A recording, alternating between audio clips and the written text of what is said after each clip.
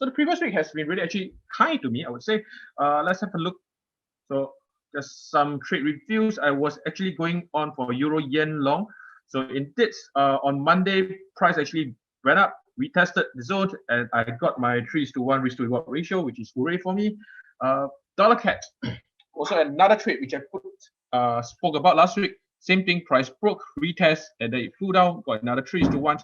The Aussie Kiwi is the one that I did bang in some profits, not as much as I like, but it seems to give me another re-entry opportunity this week. Tested the trend line again. Yeah, so I might have a trade on for Aussie Kiwi Monday early morning. Yeah, so what happens was price actually did test, went down. Yeah. And then when price went down, I actually shifted my stop loss to entry, then shifted down a bit. So, but price actually broke out of the support area. Yeah. Then I got knocked out for just a bit of money. Yeah, at 1:1, which is still a good thing. Overall, still a good week for me. Now, for this upcoming week, my analysis didn't change really too much. So let's have a look at CAT.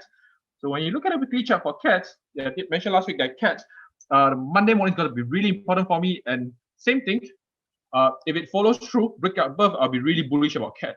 Yeah, so this is what's happening now. It breaks above $80. Doesn't seem like it's gonna be anytime it's going to retrace. Yeah, so I'm gonna still be bullish about CAT for this week. Yeah, until price says otherwise. Now Euro is gonna be an interesting week for me. I can see a lower high, first lower high, second lower high, but it's gonna hit $120. Yeah, so this will be a major horizontal level for me. So Monday afternoon.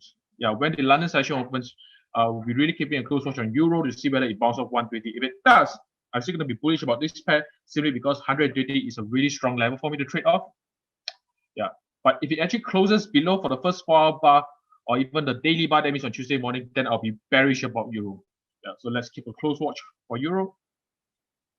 Swiss, seems that I was quite reluctant to trade Swiss last week. Yeah, but overall, I'm quite bearish about it. It didn't really quite hit the horizontal level. You can see that it's a bit of a wick appearing.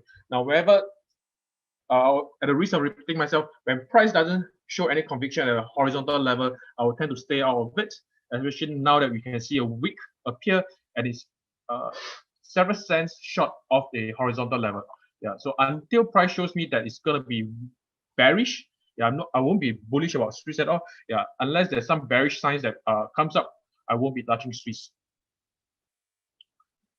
So Kiwi is the one that also interesting for me. You can see that this will be the tops, and then it seems that this engulfing bar is forming a lower high. Yeah, so I'm gonna be cautiously bearish about Kiwi. Yeah, it doesn't have much space to run to $70. Yeah, if I can put in a position, I'll probably do so, but I'll take a quick TP once. Yeah, take a partial profit off. Yeah, don't want to risk running straight into $70 and then bouncing it off.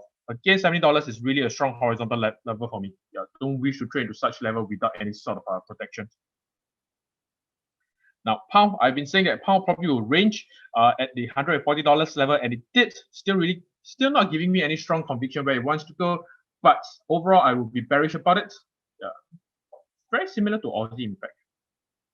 Yeah, so why is similar to Aussie? You can see that price has been ranging in this box for quite some time already. Same as Aussie. You can see that it actually ranges in this. Yeah, I don't think it's a good idea for trend traders to touch either of these two pair unless you get a really, really strong or weak currency that pairs against it. Yeah. Otherwise, pound and Aussie on its own, I think you'll be ranging. Not a particularly strong or weak pair to trade with. DXY, bearish, come back, retest the horizontal level, not a particularly strong one, but still I will deem this as a horizontal level. So Monday morning to actually to evening, yeah, when the US market opens, I will see whether there's any bearish follow through. If it does, I'll continue shorting the DXY all the way to $90. A bit more space to run up. So in this instance, I'll be really conservative. I'll take a TP once. Yeah, I won't really go into I won't be hoping to score a multi risk to reward kind of trades. The last on my list, yen.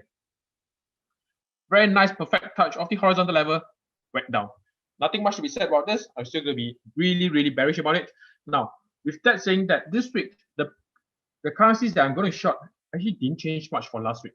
Why I say that? If you look at Aussie Kiwi, like I mentioned, seems that it's going to give me another opportunity to enter with this carry of this level. Yeah, so Monday morning, I might be placing this trade. Yeah, just going to observe a bit for the hourly.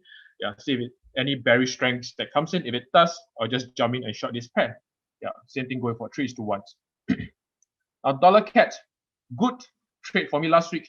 I'm seeing that if this week, sort of consolidation on Thursday to Friday. Yeah, so I'm just waiting for any bearish strengths, any bearish candles to come in. Again, I'll be shorting this pair. Yeah.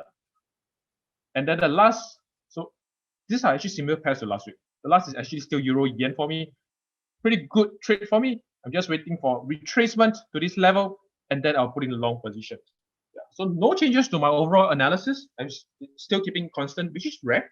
But at times when I play out like this, I'm really happy just to for swing